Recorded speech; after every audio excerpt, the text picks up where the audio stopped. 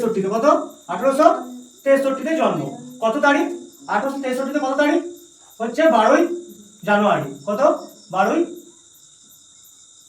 জানুয়ারি, বোঝা গেছে? 12ই জানুয়ারি এটা হচ্ছে স্বামী বিবেকানন্দের জন্মদিন, বোঝা গেছে? 12ই জানুয়ারি। আর একটা ছোট করে কথা বলে দিই, 12ই জানুয়ারি দিনটাকে আমাদের কি যুব দিবস হিসেবে পালন করা হয়, তাই তো? বেশ, ওনার প্রকৃত নাম কি? নরেন্দ্রনাথ দত্ত। কি নাম? নরেন্দ্রনাথ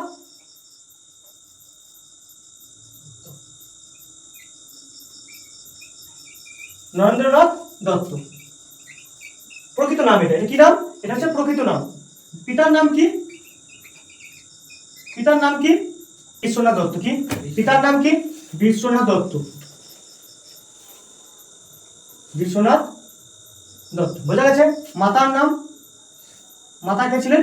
মাতা হচ্ছেন কি? ভুবনেশ্বরী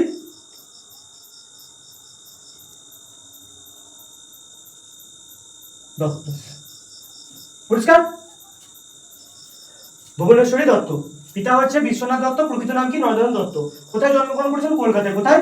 কলকাতায়। কোথায় জন্মগ্রহণ করেছিলেন? কলকাতায়। তখন কোথায় এই বানানটা লেখা হতো, ওই জন্য এটাই লিখলাম, বোঝা গেছে? বর্তমানে ক ল পড়ায়, এখন কি লেখা হয়? এরকম লেখা হয় কলকাতা। আর তখন কি লেখা হতো বলো? এটাও লেখা বলা হতো কলকাতা, তাই তো? বেশ, তাহলে এখানে এই পর্যন্ত দেখো, বোঝা গেছে নাকি? স্বামী বিবেকানন্দের জন্ম কবে? 1863 সালে। 1863 সালের 12ই জানুয়ারি। বেশ, প্রকৃত নাম কি ছিল? নরেন্দ্রনাথ দত্ত। বেশ, বাবার নাম কি বা পিতার নাম কি? বিশ্বনাথ দত্ত। মাতার নাম কি? ভুবনেশ্বরী দত্ত। আর কোথায় জন্মগ্রহণ করেছেন? কলকাতায়, উত্তর কলকাতায় জন্মগ্রহণ করেছেন, বোঝা গেছে? বেশ, এবার বলবি যে আমরা বিবেকানন্দ কেন পড়বো, তাই তো? বিবেকানন্দ কেন পড়বো? আমাদের ইতিহাসে বা আমাদের জীবনে বিবেকানন্দের কি ভূমিকা? দেখ, তখনকার দিনে আমাদের যখন উনি জন্মগ্রহণ করেছিলেন, যে টাইম উনি জন্মেছিলেন, সেই টাইম কি বলতো, যে আমাদের খ্রিস্টানি যে মিশনারিরা ছিল, তারা কিন্তু খ্রিস্টান ধর্ম প্রচারে কিন্তু প্রচুর সমাজকে কিন্তু খ্রিস্টান ধর্ম প্রচার করছিল, মুসলিমরা প্রচার করছিল, বোঝা গেছে তো? সেই মুহূর্তে আর আমাদের হিন্দু ধর্মের মধ্যে বহু কুসংস্কার ছড়িয়েছিল। তো সমস্ত কিছু দূরীকরণ করতে, হিন্দু ধর্মকে আরো ভালো প্রচার করতে, বেদান্তের মহিমাকে প্রচার করতে তিনি কি করলেন না, হিন্দু ধর্মকে তুলে ধরতে তিনি বিভিন্ন রকম প্রচার করলেন, বিভিন্ন রকম গ্রন্থ লিখলেন, বোঝা গেছে? আর বিভিন্ন স্কুল স্থাপন, বিভিন্ন জায়গায় তিনি ভূমিকা পালন করলেন। পরিষ্কার? এবার বলি, তাহলে এই পর্যন্ত পরিষ্কার তো? বেশ,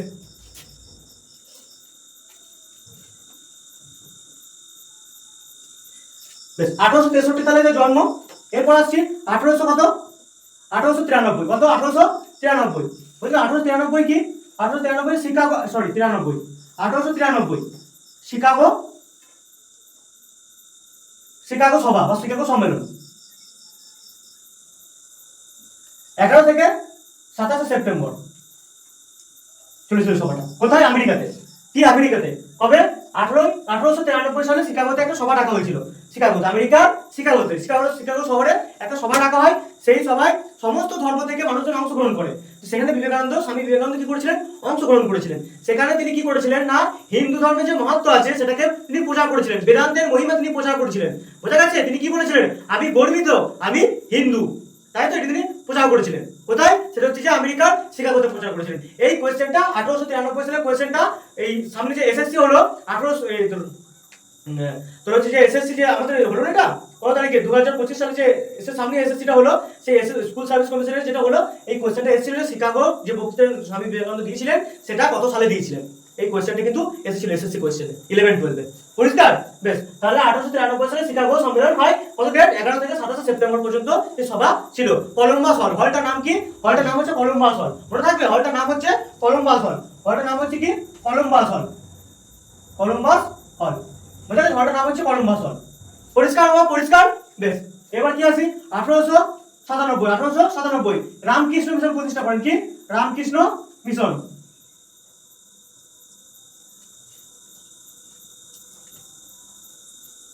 আর 97 কি? রামকৃষ্ণ মিশন।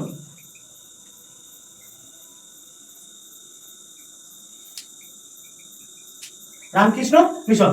পরিষ্কার? 1897 কি? রামকৃষ্ণ মিশন প্রতিষ্ঠা করে, বোঝা গেছে? বেশ, 1898 রামকৃষ্ণ মঠ। কি? রামকৃষ্ণ মঠ। 1897 হচ্ছে রামকৃষ্ণ মঠ। পরিষ্কার? রামকৃষ্ণ মঠ। 1898 1899 কি করেন? 1899 কি করেন না, উদ্বোধন বলে একটা পত্রিকা রচনা করেন। উদ্বোধন পত্রিকা, বোঝা গেছে, উদ্বোধন পত্রিকা। আর এটা 1800 সালে, হ্যাঁ। আর 1902 সালে কি হয়, ওনার মৃত্যু হয় 4 জুলাই। 4 জুলাই ওনার মৃত্যু হয়। পরিষ্কার? দেখো আমি আগে বলে দিই, দেখো ভালো করে দেখে নাও তোমরা। বেশ, স্বামী বিবেকানন্দর জন্ম কত সালে? 1863 সালে 12 জানুয়ারি জন্ম। বোঝা গেছে? 12 জানুয়ারি দিনটিকে কি বলা হয়? আমাদের যুব দিবস হিসেবে পালন করা হয়। বেশ, 1893 সাল শিকাগো সম্মেলন, কত ডেট? 11 থেকে 27 সেপ্টেম্বর। কোন হলে হয়? সেটা হচ্ছে কলম্বাস হল। কোন হলে হয়? সেটা হচ্ছে কলম্বাস হল। বেশ, 1897 খ্রিস্টাব্দে কি রামকৃষ্ণ মিশন প্রতিষ্ঠা করা হয়? রামকৃষ্ণ মিশন কত সালে? 1897 সালে। 1898 সালে কি হয়? রামকৃষ্ণ মঠ প্রতিষ্ঠা করা হয়। 1898 সালে রামকৃষ্ণ মঠ প্রতিষ্ঠা করা হয়। 1899 সালে উদ্বোধন পত্রিকা পত্রিকা পাস করা হয়। ঠিক আছে? আর 1902 সালে কি হয়? মৃত্যু হয়। কত তারিখে? 4 জুলাই। মনে থাকবে? আবার বলে দিচ্ছি আমি একবার, মাথায় ভালো করে বিবেকানন্দের জন্য পুরো ভালোভাবে মনে থাকে। দেখো ঠান্ডা মাথায় ভালো করে বলে দিচ্ছি আমি। 1863 12 জানুয়ারি কি জন্ম। বোঝা গেছে? 12 জানুয়ারি দিনটা কি করা হয়? সেটা আমাদেরকে যুব দিবস হিসেবে পালন করা হয়। 1893 সালে শিকাগো সম্মেলন হয় 11 থেকে 27 সেপ্টেম্বর। শিকাগো কোথায় অবস্থিত? সেটা হচ্ছে আমেরিকার একটা শহর। বোঝা গেছে? আর কোন এই সভাটা হয়েছে, সম্মেলনটা হয়েছিল কোন হলে? সেটা হচ্ছে কলম্বাস হলে। বোঝা গেছে? বেশ, 1897 সালে কি হয়? রামকৃষ্ণ মিশন প্রতিষ্ঠা করেন। 1898 সালে রামকৃষ্ণ মঠ প্রতিষ্ঠা করেন। 1899 সালে উদ্বোধন পত্রিকা প্রকাশ করেন। আর 1902 সালে কি করেন? ওনার মৃত্যু হয়। 4 জুলাই ওনার মৃত্যু হয়। আর কিছু বইয়ের নাম আমি বলে দিচ্ছি তোমাদেরকে, কিছু বইয়ের নাম। বেশ,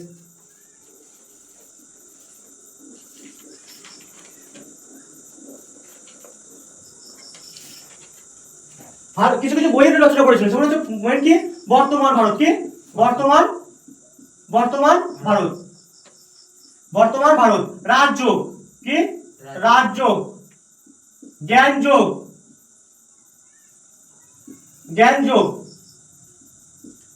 রাজযোগ, জ্ঞানযোগ, বর্তমান ভারত, এই সমস্ত বইগুলো উনি কি করেছিলেন? রচনা করেছিলেন। বুঝলেন? এই সমস্ত বই গ্রন্থগুলি উনি রচনা করেছিলেন। কি কি? বর্তমান ভারত, আর কি না রাজযোগ আর জ্ঞানযোগ। মনে থাকবে? এই আরো অনেক বই ছিল, এই তিনটে হচ্ছে মেন গুরুত্বপূর্ণ। মনে থাকবে? বর্তমান ভারত কার লেখা? সেটা স্বামী বিবেকানন্দের লেখা।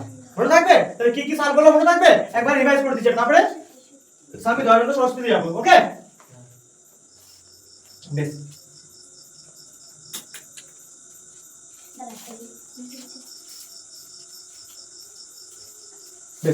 কি কি বললাম? 1863 জন্ম, 1863 সালে জন্ম। 1893 সালে শিকাগো সম্মেলন। 1897 সালে কি শিকাগো 1897 সালে হচ্ছে কি না রামকৃষ্ণ মিশন প্রতিষ্ঠা করেন। 1898 কি হয়? রামকৃষ্ণ মঠ প্রতিষ্ঠা করেন। আর 1899 কি হয়? উদ্বোধন পত্রিকা। 1899 হচ্ছে উদ্বোধন পত্রিকা। আর 1902 সালে হচ্ছে ওনার মৃত্যু। মনে থাকবে? 14 জুলাই ওনার মৃত্যু হয়। আর জন্ম লাভ করেন কত? জন্ম হওয়ার কখন না 1863 12 জানুয়ারি। আর 23 জানুয়ারি কার জন্মদিন? সেটা হচ্ছে সুভাষচন্দ্র নেতাজি সুভাষচন্দ্র বসুর জন্মদিন। মনে থাকবে? বেশ, আর বেশিক্ষণ টানবো না, অল্প মধ্যে শেষ করবো আজকে। এবার কি স্বামী দয়ানন্দ সরস্বতী, তাই তো? দয়ানন্দ।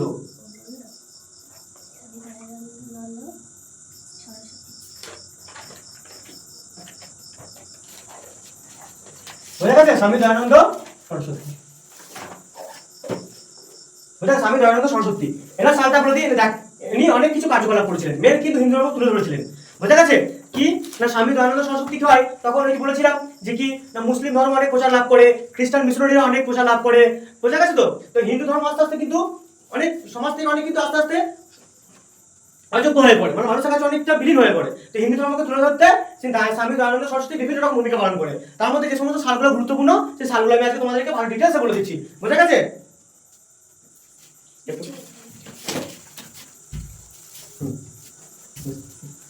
কি কি দেখো, 1824 সালে কি হয়? 1824 সালে ওনার জন্ম হয়। কবে? 12 ফেব্রুয়ারি। কত? 12 ফেব্রুয়ারি।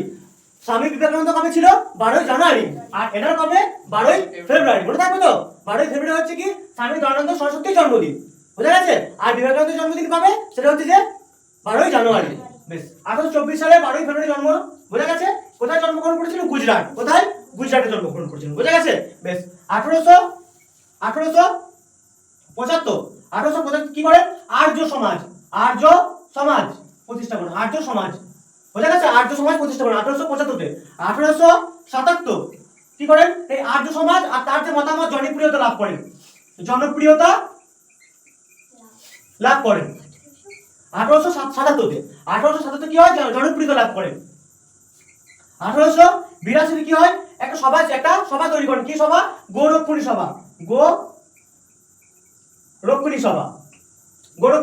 সভা প্রতিষ্ঠা করেন। বোঝা গেছে? বেশ। 1883 কি হয়? ওনার মৃত্যু হয়। কবে মৃত্যু হয়? না 30 অক্টোবর। কবে? 30 অক্টোবর মৃত্যু। আর 1886-তে লালা হংসরাজ কি? লালা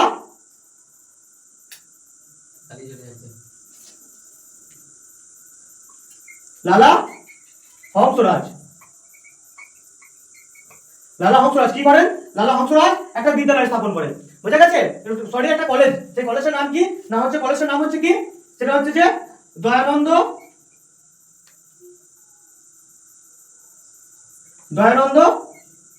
অ্যাংলো বৈদিক কলেজ।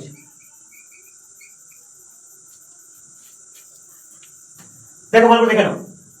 1824 সালে কি হয়? 12 ফেব্রুয়ারি স্বামী দয়ানন্দ সরস্বতী জন্মগ্রহণ করেন। কোথায় জন্মগ্রহণ করেন? গুজরাটে। বেশ। 1875 কি হয়? আর্য সমাজ প্রতিষ্ঠা করেন। আর্য সমাজ প্রতিষ্ঠা কি? আর্য সমাজের মাধ্যমে তিনি কি করেছিলেন? হিন্দু ধর্মকে কি করেছিলেন? তুলে ধরেছিলেন। আর উনি কি করেছিলেন? যে সমস্ত ব্যক্তিরা হিন্দু ধর্ম ত্যাগ করে অন্যান্য ধর্ম গ্রহণ করেছিলেন, কিছু কিছু ব্যক্তি মুসলিম ধর্ম গ্রহণ করেছিলেন, কোনো ব্যক্তি কি করেছিলেন? খ্রিস্টান ধর্ম গ্রহণ করেছিলেন, কোনো ব্যক্তি কি করেছিলেন? আরো অন্যান্য ধর্ম গ্রহণ করেছিলেন, তাদেরকে পুনরায় আবার হিন্দু ধর্মে রূপান্তরিত করেছিলেন। কে? সেটা হচ্ছে স্বামী দয়ানন্দ সরস্বতী। তাই তো? তা ওনার কতটা কৃতিত্ব হিন্দু ধর্মের ক্ষেত্রে বোঝা যাচ্ছে? ওনার কতটা কৃতিত্ব সেখানে, যে সমস্ত ব্যক্তিরা অন্য ধর্মে চলে গেছিলেন, অন্য ধর্ম গ্রহণ করেছিলেন, সেই সমস্ত ব্যক্তিদেরকে তিনি আবার কি করেন? হিন্দু ধর্মেতে ফিরিয়ে নিয়ে আসেন। বোঝা গেছে? বেশ। 1877 কি হয়? তিনি তার যে মতামত সেটা খুব জনপ্রিয়তা লাভ করে। বুঝা গেছে? তার যে বক্তৃতা, তার যে মতামত, সমস্ত কিছু কি হয়? সেই সমস্ত কিছু হয় বক্তৃতা লাভ করে। পরিষ্কার? বেশ। 1882 খ্রিস্টাব্দে গোরক্ষণী সভা। তোমরা সকলেই জানো গরু হচ্ছে কিন্তু হিন্দুদের ক্ষেত্রে কিন্তু পূজনীয় জিনিস। আমরা পুজো করি, তাই তো? সেই অনেক কি হয়, এবার কিছু আমাদের এখনো জানি যে মুসলিম শ্রেণীরা কি করে না, গরু ওরা কিন্তু বিফ ওরা কিন্তু খায়, তাই তো? কিন্তু সেই গরুকে রক্ষা করার জন্য কি করে না, স্বামী দয়ানন্দ গোরক্ষণী সভা প্রতিষ্ঠা করে। সেখানে কিন্তু কি হয়? গরু কাটা নিষিদ্ধ করে দেওয়া হয়। কিন্তু এর ফলে কি হয়? সমাজে কিন্তু একটা বিভেদ সৃষ্টি হয়। কি বিভেদ? কারণ যারা মুসলিমরা গরু খায়, সেই গরু কাটা তো বন্ধ করা পসিবল নয়। ঠিক আছে? ফলে হিন্দু আর মুসলমানের মধ্যে কিন্তু বিভেদ সৃষ্টি হয় এবং দ্বন্দ্ব শুরু হয় সেই সময়ে। বোঝা গেছে? কি কেন্দ্র করে না, গোরক্ষণী সভাকে কেন্দ্র করে। স্বামী দয়ানন্দ সরস্বতীর যে সভা ছিল, সেই সভাকে কেন্দ্র করে কিন্তু হিন্দু ও মুসলমানের মধ্যে প্রচুর দ্বন্দ্ব শুরু হয়। বোঝা গেছে? সেই দ্বন্দ্ব কিন্তু আজও পর্যন্ত লেগেই আছে। কিছু রাজনৈতিক ব্যক্তি সেটাকে নিয়ে রাজনীতি করছে এখনো পর্যন্ত, তাই না? তা আমরা সবাই চাইবো যে হিন্দু মুসলিম সবাই মানুষ, ভারতের গণতান্ত্রিক দেশ, সবাই মিলিতভাবে একত্রিতভাবে সবাই যেভাবে খুশি থাকুক, তাই তো? দেশের জন্য ডাক পড়লে সবাইকে সাহায্য করতে হবে আর সবাইকে তখন বেরোতে হবে, তাই না? তখন আমরা যখন দেশ স্বাধীন হয়, তখন কিন্তু একটা হিন্দুও সাহায্য করেছিল, একটা মুসলিমও সাহায্য করেছিল, একজন বৌদ্ধও সাহায্য করেছিল, তাই না? যখন আমাদের দেশ স্বাধীন হয়। আর এপিজে আব্দুল কালাম একজন মুসলমান, তাই তো? তিনি আজ মিসাইল ম্যান বলা হয়, ওনাকে আজকে মিসাইল ম্যান বলা হয়। আজকে পারমাণবিক বোমা তৈরি করেছিল বলে আজকে আমরা এত লাফালাফি করতে পারছি, নিশ্চিন্ত ঘুমাতে পারছি, তাই না? তা প্রত্যেকেই কিন্তু তারা অংশগ্রহণ করেছিল, তাই তো? সবার কিন্তু ভারতের ক্ষেত্রে, ভারত স্বাধীনতা কিন্তু সবার অংশ খুব গুরুত্বপূর্ণ ছিল, তাই না? তা কিছু মানুষ এখন এটাকে অপপ্রচার করছে, সেটা থেকে সবাই কিন্তু সাবধান। পরিষ্কার? বেশ। তারপরে কি বললাম? 1883 খ্রিস্টাব্দে কি হয়? ওনার মৃত্যু হয়। কত? 30 অক্টোবর। বোঝা গেছে? আর 1886 খ্রিস্টাব্দে হয় ওনারই একটা স্মৃতি হিসাবে কি করেন? লালা হংসরাজ কি করেন? একটা কলেজ তৈরি করেন, দয়ানন্দ অ্যাংলো বৈদিক কলেজ। বোঝা গেছে? মনে থাকবে? বেশ। তাহলে আমি আরেকবার রিভাইজ করে দিচ্ছি। বেশ। স্বামী দয়ানন্দ সরস্বতী কি হয়? 1824 খ্রিস্টাব্দে 12 ফেব্রুয়ারি জন্মগ্রহণ করেন। কি স্বামী দয়ানন্দ সরস্বতী 1824 খ্রিস্টাব্দে 12 ফেব্রুয়ারি জন্মগ্রহণ করেন। বেশ। 1875 খ্রিস্টাব্দে আর্য সমাজ প্রতিষ্ঠা করেন। 1877 খ্রিস্টাব্দে তার কি মতামত জনপ্রিয়তা লাভ করে।